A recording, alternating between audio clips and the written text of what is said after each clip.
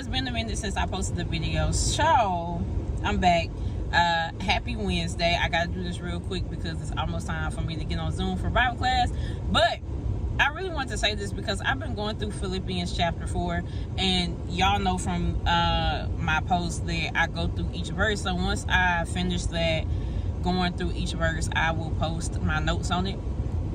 Nevertheless, so one of the things, the common themes in this particular chapter is rejoicing regardless of your circumstances.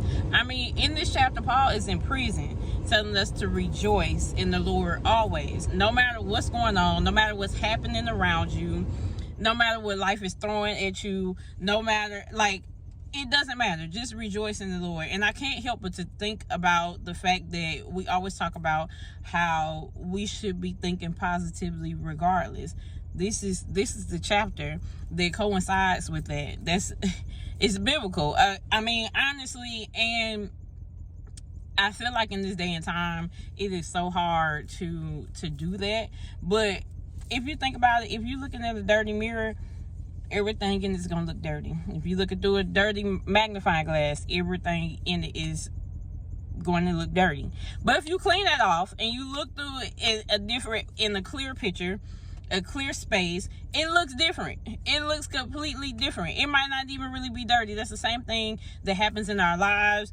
Things could be going wrong, but if you're looking at it from a negative perspective, it's all going to look negative to you, okay? If things are going wrong in your relationship, things are going wrong in your job, with family, it's all, if you keep looking at it negatively, that's exactly what it's going to look like. It's going to continue to look like that because our minds are always going to look at it from whatever perspective we have trained our mind to look at it from. So whatever you're going through, look at it positively.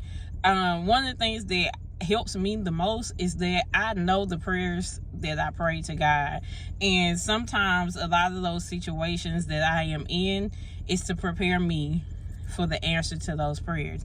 I mean, you gotta think about it. If you asking God for a new job and then you lose the one that you got, you've been asking him for a new one.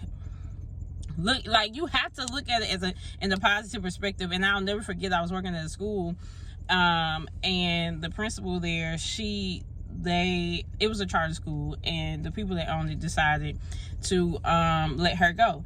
And I'll never forget her saying that, like, well, you know what? I said that I would give this 5 years and then I will move on and do something else. And she was like, this is year 5. This is year 5. And that perspective for me was like, wow, like, you're absolutely right. If you look at it in that way, it's positive. It's positive. She's like, I'm not supposed to be here. I just got comfortable and I was just going to stay. Because anybody would have been mad. Anybody would have been upset. And she had been so successful at this particular school. I mean, she was running it magnificently. But it was her time. It was her time to move on to something else. And had she not lost that position, she wouldn't have been able to move on to the next great thing that she moved on to. What are you facing in your life right now that you need to turn your mindset around about? Like, what is going on? There's a lot of things that's happening in this world. But if we think about, like, the fact that God got us no matter what, because he said he'll never leave us nor forsake us, you're thinking about it positively and you're able to go throughout your days without worry. I ain't even worried about it. And some people probably gonna look at you crazy because you like, you ain't worried about. No, I'm not, because everything, I'm going to go to God in prayer, which is another thing in this particular chapter. But needless to say, I said all of that. Look at your life positively. Change your mindset. Whatever you think, that's what you're gonna get. Happy Wednesday. I hope y'all have a great week.